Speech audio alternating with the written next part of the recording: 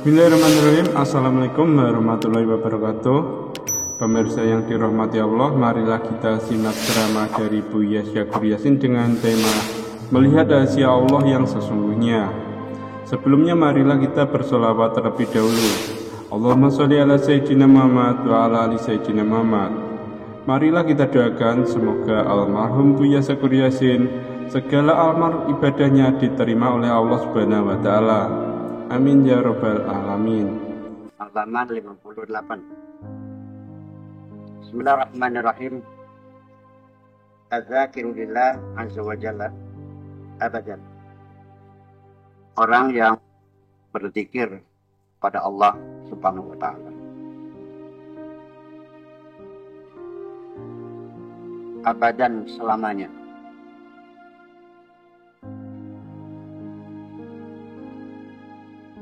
Hayyun yantaqilu min hayatin ila hayatin.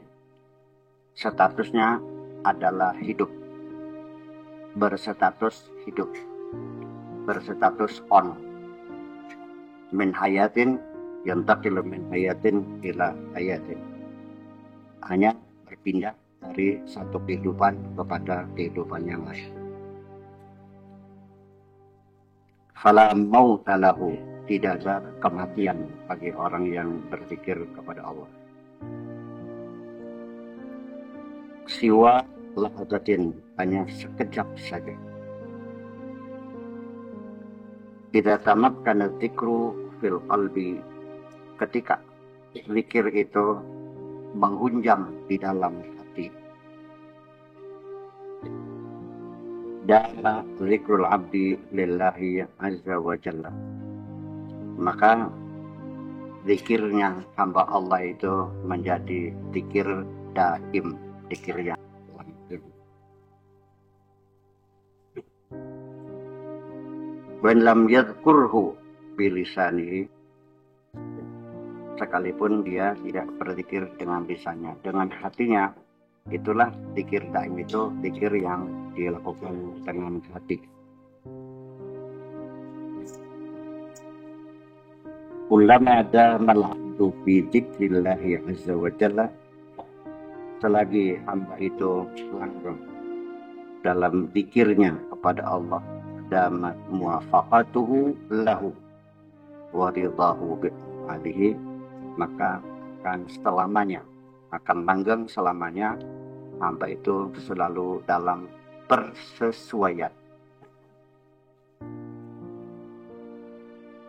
dan selalu dalam kesenangan, selalu ridha, selalu dalam persesuaian dan selalu senang menerima segala apapun putusan Allah.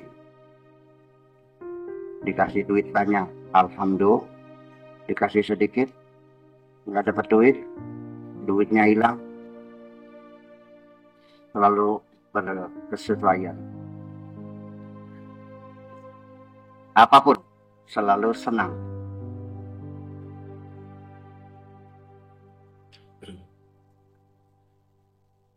Kalau saya punya santri seperti itu, lalu saya angkat dari wakil saya hari ini juga. Kalau selalu nuhun, terima kasih. Saya tabok, terima kasih Pak Yai. Bisa yang belum ada. Kita ini selalu menyangkal, bukan saja kadang-kadang, selalu menyangkal apapun yang menjadi keputusan Allah. Tidak pernah ada kecocokan, dan selalu kita menunjukkan ketidaksukaan kita. Dipai hujan bahaya kecek, kok hujan gak berhenti-berhenti, mau kiamat ini nih, pokok gak garing-garing, padi sampai tumbuh lagi. Begitu tidak dikasih hujan, berkeluh kesah juga. Ini panas, ini segala macam. Sumur kering semuanya, sawah pecah semuanya. Setelah dikasih entar hujan entar enggak, berkeluh kesah juga. Enggak dikasih anak, berkeluh kesah. Ini sepi banget, enggak ada anak. Dikasih anak banyak, berkeluh kesah juga.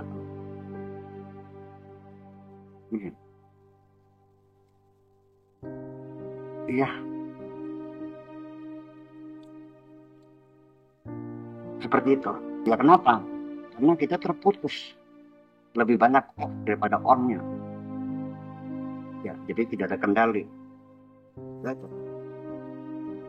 In lam tuwafiqil haqqa azza wa jalla fi maji'is sayfi wa illa adzabna sayfan. Kalau seseorang itu tidak sesuai,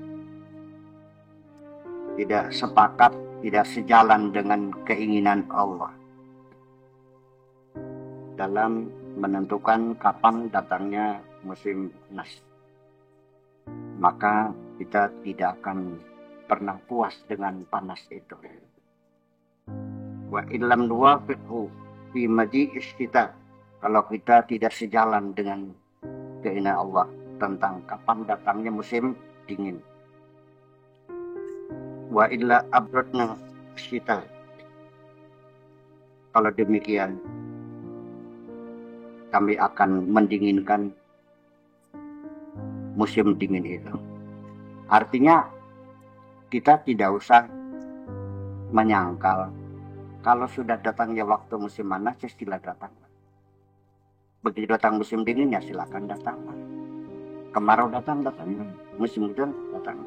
Nggak usah menjerit-jerit, wahai kemarau segera datang. Nggak usah, itu juga datang kok. Kita ikut aja dengan arus ini. Seperti air mengalir mana saya. Kalau memang Allah maunya begitu, oke, siap, kita jalan. Selalu dalam keadaan muwafaqah. Kita menunggu pagi. Ngapain ditunggu? Tinggal tidur aja, ntar juga pagi. Kalau belum waktunya pagi, dipanggil pagi nggak? Kalau belum waktunya musim panas, dipanggil pagi, datang nggak? Ya sudah, biarkan saja Allah yang menentukan.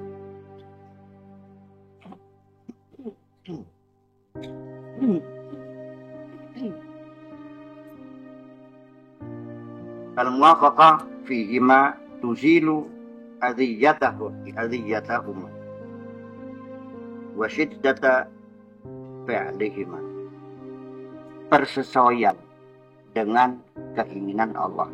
Kita selalu ikut bersama keinginan Allah. Allah maunya kemana, kita ikut aja. Sejalan saja dengan Allah. Artinya kita suka terima apapun yang menjadi keputusan Allah. Kalau memang hari ini Allah menentukan saya sakit, mangga siap, kita siap jalani. Kalau Allah menentukan hari ini saya tidak dapat sesuap nasib pun, ya sudah, tinggal saya dibantu aja, diganjil perutnya, ngapain sih? Jangan Anda merasa menderita, ikut saja apa maunya Allah. Begitu kita sudah pasrah Allah sepenuhnya, sejak hari itu Anda tidak akan lagi merasa penderita di dunia ini. Tidak ada beban. Ya, sebabnya kamu menderita karena kamu tidak menerimakan apa yang terjadi di luar keinginanmu. Kenapa Anda kecewa tidak jadi bupati? Karena Anda ingin jadi bupati. Saya tidak ingin jadi bupati. Nggak jadi, nggak ada masalah. Kenapa Anda sengsara jadi orang miskin? Karena Anda ingin jadi orang kaya. Jadi dari mana penderitaanmu itu? Datangnya dari keinginanmu yang terjadi tidak sesuai. Jadi ternyata yang paling enak, ya serahkan saja keinginan itu kepada Allah yang menentukan. Kita hanya ikut apa yang diinginkan oleh, sudah saya nggak ada beban kok. Berat begitu. Sulit. Ya udah, kalau begitu kamu jadi Tuhan aja sendiri. Menentukan sendirian aja. Kenapa kepada Allah tidak menyerahkan sepenuhnya dan berani mengatakan, silakan ya Allah kau tentukan, saya hanya tinggal melaksanakan. Kenapa kalimat itu berat untuk kau ucapkan, tapi kepada atasanmu engkau mengatakan terserah Bapak saja, saya ditempatkan di mana saja sesuai dengan Bapak, yang penting saya siap ditempatkan di mana saja, sinting kamu. kepada manusia bisa, kepada Allah tidak. Kenapa? Karena kunyuk kamu ini. Kunyuk bukan? Ya, belum dengan nama sih dong. Mungkin baik. Pasrah sama Allah berat. Seorang pegawai pada saya terserah bagaimana kebijakan Bapak saja kok bisa. Padahal siapa yang memberikan kamu segala-galanya? Tuhanmu. Atasanmu mah neken kamu. Ya. Atasanmu memperalat kamu. Kau serahkan masa depanmu. Dan atasan juga melekat Tuhan juga. Jangan coba-coba Anda melakukan semacam itu. Masa depanmu ada di ujung pena ini, sinting juga. Ini jangan-jangan kita jadi Tuhan semua begini. Iya enggak? Pernah enggak mengatakan atasanmu bahwa masa depanmu di tanganku? Dan kamu pernah enggak mengatakan atasanmu, terserah Bapak saja. Saya siap ditempatkan di mana saja. Dan kenapa begitu kita mengajak kepada Tuhan? Kenapa Anda keberatan? Masih bilang nyongan. Masih bilang hanya saja. Namun demikian, akan tetapi. Banyak banget. Mencari alasan. Jujur aja dah. Siapa Tuhanmu itu? Jujur aja. Atasanmu atau sang penciptamu? Dan aku salah kan nih? Iya, ya, makanya yang banyak istighfar aja begitu. Semoga mengampun. Wa hakadha al-muwafaqah fil badaya wal afat. Demikian juga kita ikut apa saja keinginan Allah, selalu sejalan dengan Allah, muwafaqah fil badaya wal afat, dalam menghadapi segala macam malapetaka dan bencana apapun.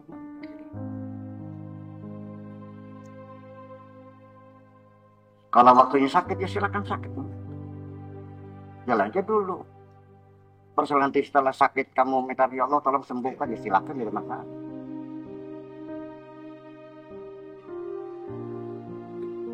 Tetapi skenario semacam itu harus dijalani. Iya. Jadi scan seperti itu tuh harus terjadi. Jangan ditolak. Andaikan Allah membuka rahasianya kepadamu bahwa besok kamu tabrakan. Jangan bilang nggak mau sih. Jangan lalu buat surat kepada istri, titip anak cucu, nggak usah. Terus akhirnya supaya tidak tabrakan, sengaja tidak pakai mobil, tapi pakai bis. Atau sengaja jalan kaki. Seperti biasa saja. Nyalakan mobil, berangkat. Di tengah perjalanan. Sambil hati dak-dikduk kan gitu. Kapan nih hati ini menabrak saya nih. Boleh ya Allah, silakan. Tapi tolong kira-kira yang patah hanya jari-jariku saja. Boleh nggak? Yang luka kira-kira jari kelingkingku saja. Andai kan.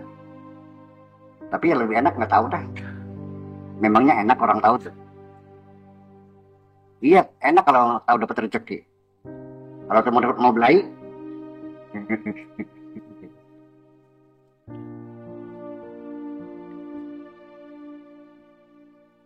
iya kalau tahu mau dapat rezeki dapat rumah, seneng kan? Kalau tahu rumahnya mau kebakar, jadi enak juga nggak tahu. Ini semuanya al-muwafaqah fil balaya wal afat tuzilu al-karab wad-dhiq wal haraj wad-dajar wal inzi'aj.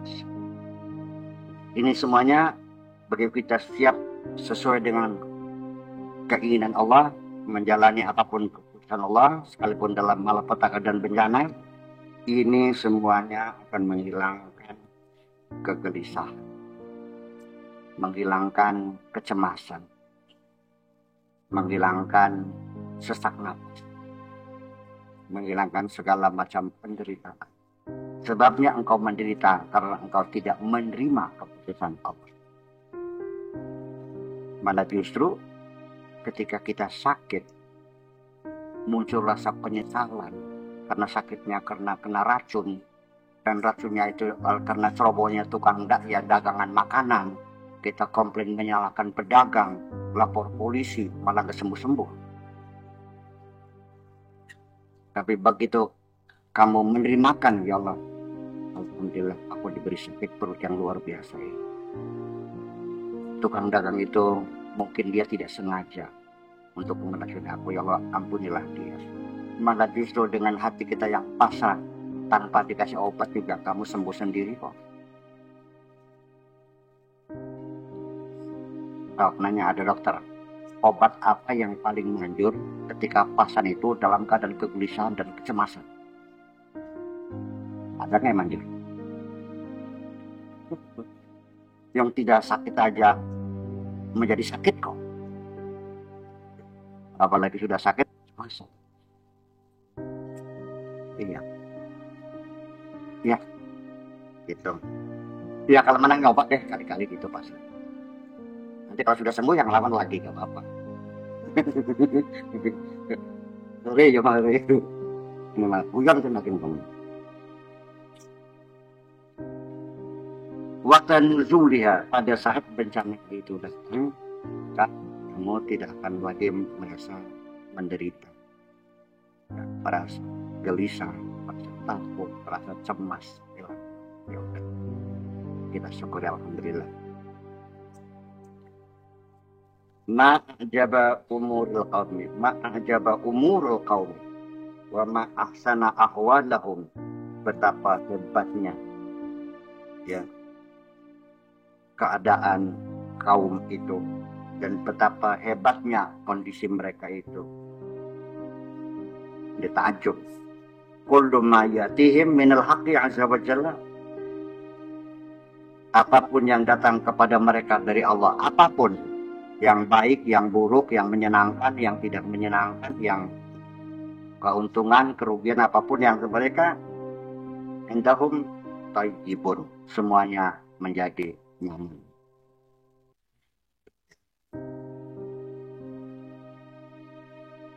Saya ingin sedikit menggeser keyakinan yang pada umumnya dipegangi oleh umat, yaitu bahwa rukun iman yang keenam itu antuk minabil qadari khairihi wa syarihi minallah, percaya kepada takdir Allah, baiknya dan buruknya adalah dari Allah Subhanahu wa Ta'ala. Saya ingin mengatakan, di mana buruknya Allah? Saya tidak melihat Allah buruk dalam sisi apapun. Allah semuanya baik. Jadi betapa kejamnya kalau saya mengatakan Allah mempunyai sifat syar. Jadi yang baik mana? Kalau saya mah antuk minabil qadari khairihi wa khairihi wa khairihi wa khairihi minallah.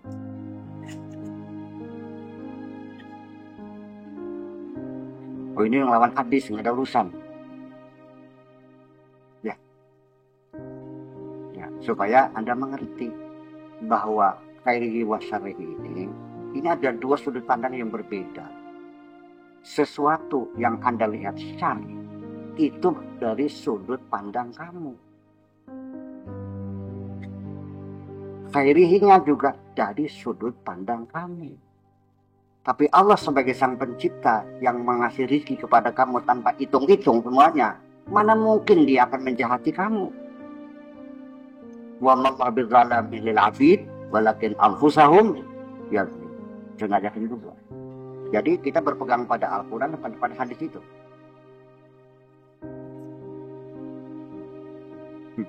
Ngomong jawab dulu. Ya iya. Jadi sebetulnya semuanya baik, hanya kita melihat dari sudut pandang yang berbeda sebagai makhluk. Sekarang begini, kita sayang sama anak. Saya sayang sama anak saya. Suatu ketika dia sedang batuk, minta duit, mau beli es. Saya kasih nggak? Katanya sayang.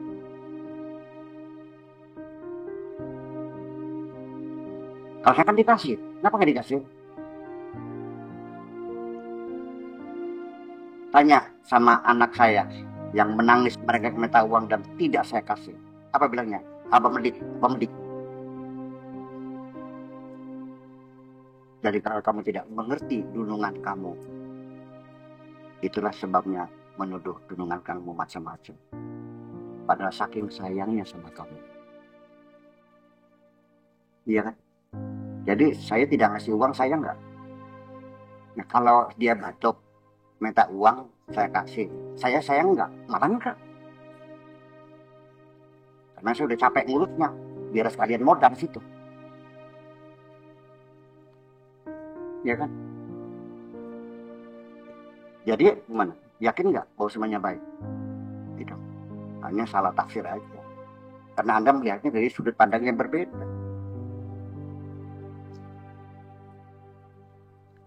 Itulah kesalahpahaman kita selama ini.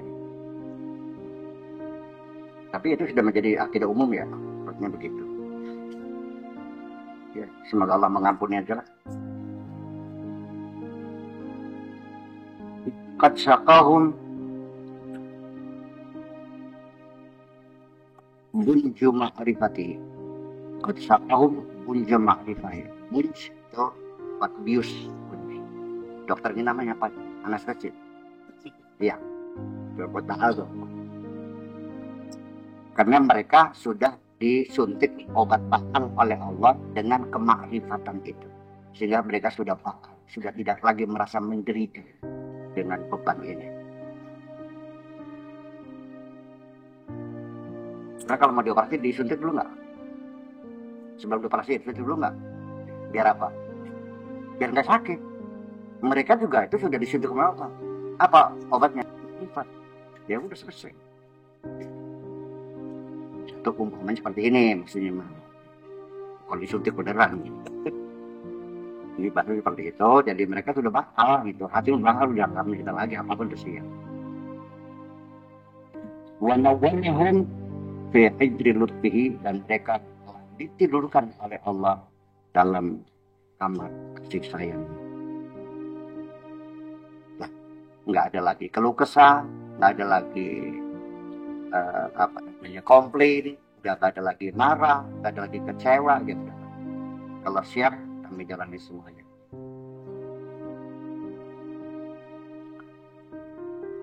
Wa anasahum bi'ansi, dan mereka merasa nyaman dengan kedekatannya bersama Allah itu.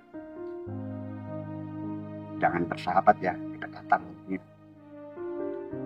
Fala jurma yatibu lahum al-maqam ma'ahu, maka tidak ayal lagi mereka merasa nyaman ya mendapatkan makom seperti itu. Dengan pangkat seperti itu mereka bernyaman, dengan status seperti itu merasa. Ada nggak orang diberi jabatan tapi tidak nyaman? Diangkat jadi kepala sekolah nggak nyaman. Terlalu banyak wartawan yang datang. Ya kan? Waktu jadi guru biasa mah nggak pernah tahu. Jadi kepala sekolah tiap hari ya sampai amplop 24 habis.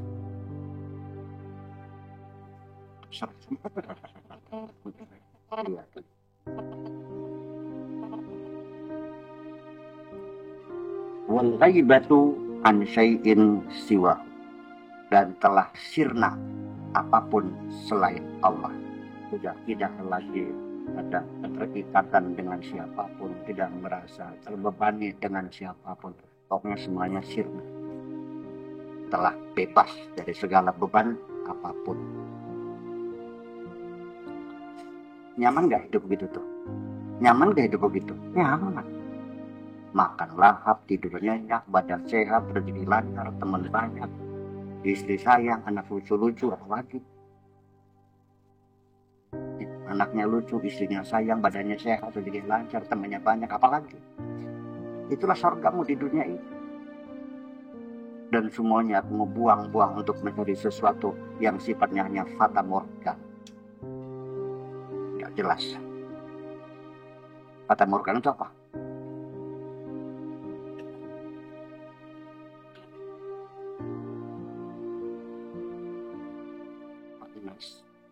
yang di atas 80 derajat, di atas bebatuan, di atas aspal, kelihatan seperti air berlimpah. Wah, setelah didatangi,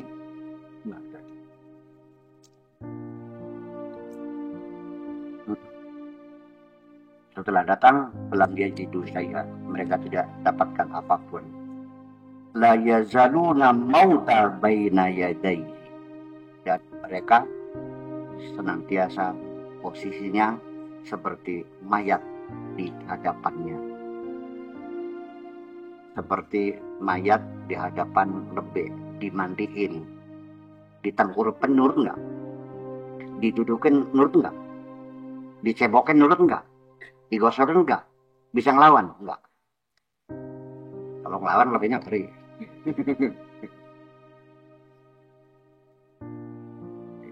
Jadi ya nanti dalam istilah tata keramanya orang belajar kepada seorang mursyid itu, ka'annaka mayyitun baina yadayhi, harus seperti mayat di tangan lebih. Artinya jangan banyak nyangkal gitu. Ini aturan dalam bersuluk seperti itu. Tapi saya tidak melakukan hal itu karena satu, saya bukan mursyid, dan itu metodologi semacam itu saya melihat tidak efisien. Sebab bagaimanapun yang ingin saya bangun adalah rasionalitas. Dan kita sudah masuk era demokrasi sekarang. Ya, seorang murid berhak untuk menegur mursyid. Dan mursyid harus menjelaskan mengapa diberi latihan seperti itu. Jangan yang penting laksanakan, nggak bisa dijelasin dong. Iya, lebih efektif, Pak. Iya. Mungkin ini zaman dulu, waktu itu orang belum berpendidikan, ya kan gitu. Masih bodoh, ya mungkin caranya seperti sistem dressur namanya. Sistem dressur itu adalah ilmu jiwa binatang, salah satu untuk merangsang binatang itu caranya dengan sistem dressur. Ya, sehingga gajah pun bisa main sepak bola, kerak pun bisa naik motor, ya, anjing pun bisa joget dengan latihan terus berulang-ulang. Kalau usah diterangin, pokoknya laksanakan. Lama-lama bisa, ya memang. Tapi kan saya tidak pernah melihat kamu binatang. Saya melihat kamu kan manusia, ya, yang harus diberi pemahaman. Tapi nanti kesananya saya inginkan kamu bukan melangkah, tapi kamu ke depan bisa lari gitu. Melangkah lambat nantinya. Teknologi sekarang seperti bola salju, cepat sekali bergulir kok. Saya lari dong, kalau perlu terbang. Hari ini saya mempelajari satu teori, besok udah muncul teori baru lagi. Iya kan? Ya kita berkejar dengan waktu sekarang persoalan. Makanya metodologinya dirobah gitu. Dan ini adalah merupakan eksperimen yang pertama kali mungkin dalam sejarah. Terus gimana hasilnya? Berhasil enggak? Ya kita serahkan sama Allah aja. Saya bekerja tidak pernah menentukan, tidak pernah mentargetkan apapun hasil. Yang penting saya bekerja. Hasil adalah bukan wilayah kerja saya. Karena Allah juga tidak akan menuntut keberhasilan saya. Yang akan dinilai adalah etos kerja saya. Oke? Kalau orang bekerja siang malam, tapi tetap melarat, nggak kaya-kaya, dosa nggak? Kalau orang itu belajar siang malam, tapi bodohnya anggap, dosa nggak? Yang dosa siapa? Yang nggak belajar. Wes paham lagi. Makanya ngajar aja, biar goblok terus nggak apa. Tapi saya yakin nggak mungkin dong orang itu goblok terus. Ya, cuman bedanya pertamanya lamban gitu aja. Tapi tetap nambah. Nah kalau terus nambah, lama-lama ya cerdas. Karena ilmu juga sama dengan modal. Ya kalau kamu modalnya 100.000, berapa untungnya? Tapi kalau punya modal 1 triliun, berapa untungnya? Ya kan bisa. Semakin banyak ilmu yang kau kuasai, maka kamu punya bulldozer besar. Ya kalau ilmu ya seperti itu, semakin banyak ilmu yang kau miliki, kamu akan lebih banyak mendapatkan ilmu yang lebih banyak lagi. Modalnya 100.000, berapa untungnya? Modalnya 100 triliun. Modalnya, jadi ilmu yang kamu dapatkan jadi modal. Makanya ngaji terus, insya Allah. Dalil di masa kanak-kanak manjadah. Masih apa nggak maksudnya?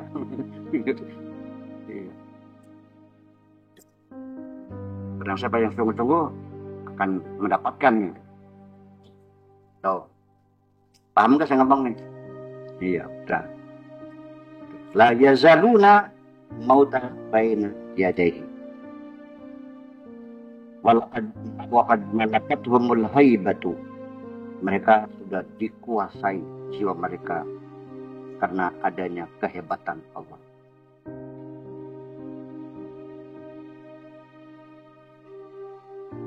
Al-haibah, haibatullah, hebatnya Allah, sehingga mereka sudah tidak berdaya apapun, tidak pernah menyangkal apapun, karena mereka sudah terbius dengan kehebatan Allah. Kamu pun ketika menghadapi orang yang super hebat, boro-boro bisa tanya kamu, lihat mukanya nggak mampu, saya nggak, baru kehebatan manusia. Iya. Kamu menghadapi seorang yang berwibawa, katakanlah seorang presiden, gatal di kuping, benar nggak? Karu-karu. Jadi selama ini ketika kita masih banyak tingkah di hadapan Allah, berarti kamu belum melihat kehebatan Allah.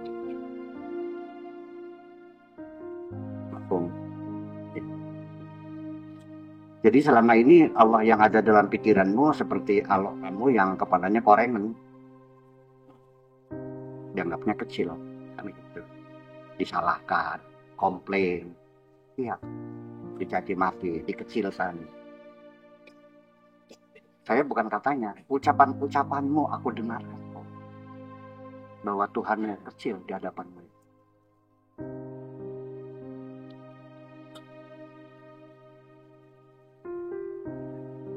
Terlalu sering saya mendengar orang mengatakan, kalau tanpa saya nggak bakal terjadi ini. Ada yang belum itu? Kalau ada, tetap nggak bisa kalau saya nggak ada. Ini kan saya bantu, masjid ini saya bantu kan 500 juta. Poplok kamu. Allah ada, nggak ada urusan. Memangnya Allah punya duit? Itu jawabnya. Ya.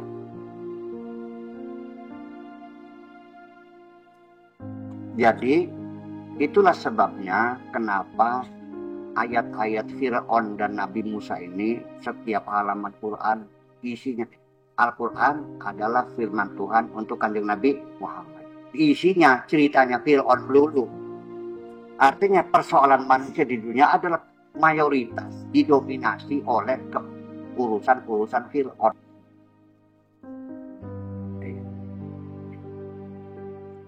Kalau sholat mah nggak begitu penting, sekali-kali aja di sholat. Tapi kalau cerita Fir'aun dengan Nabi Musa, tiap lembar, betul nggak? Ya.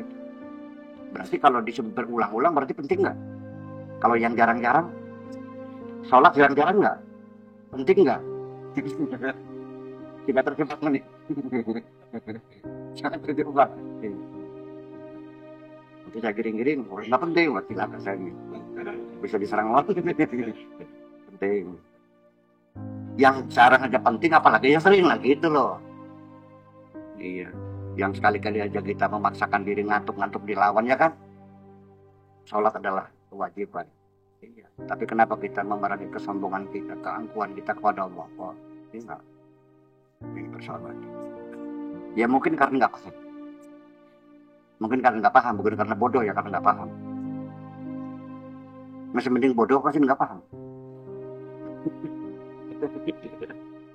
Mana kakak, mana adik, bodoh tak nggak paham. Mana kakaknya? Oh kembali. Nah ini saya ngajak apa namanya, cakupan kalimat itu mestinya harus sudah tidak usah berpikir panjang, otomatis. Kita lanjutkan dulu. Idza sya'a ansyarahum. Kalau Allah berkehendak, ansyarahum, Allah akan sebarkan mereka. Wa aqamahum, dan Allah akan tegakkan mereka. Wa ahyahum, dan Allah akan hidupkan mereka. Wa nabtahum, dan Allah akan menggugah mereka.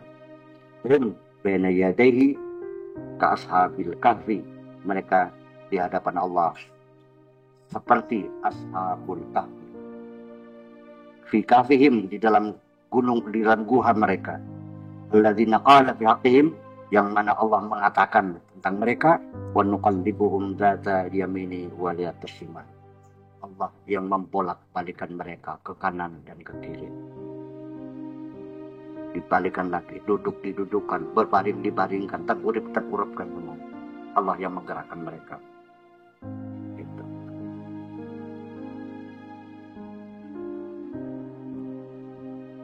Ya, seperti itu. Berapa tahun? 300. Terus berapa? 300. Salah sumiati sinina wazdadu tis'a.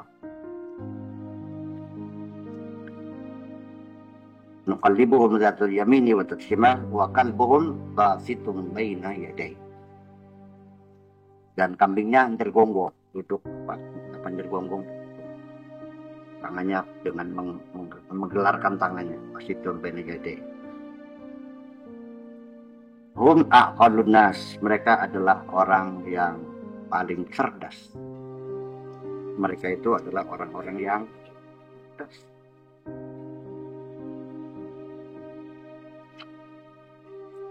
Orang yang bodoh loh. Sekarang realitanya, kalau di tengah masyarakatmu itu ada orang yang seperti ini, ya, yang pasrah total kepada Allah, tidak pernah menyangkal, siap menjalani. Menurut masyarakatnya, mereka tuh orang bodoh, orang pintar, orang bodoh, bocah langka butil deh. Nggak, langka budel itu nggak punya pusar, artinya nggak punya rasa malu, nggak punya semangat hidup gitu. Dan pasti mereka tertuduh ini kelompok fatalis.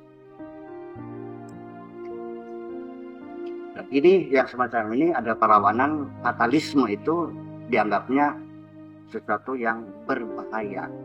Oleh karena itu jangan aneh kalau ada salah satu pandangan masyarakat Islam atau mazhab tertentu yang mengharamkan tasawuf ini. Paham? Iya. Orang ini melihat dari sudut pandangnya sendiri. Jangan dijadikan putusan dong menghukumi orang lain. Nanti kan lucu.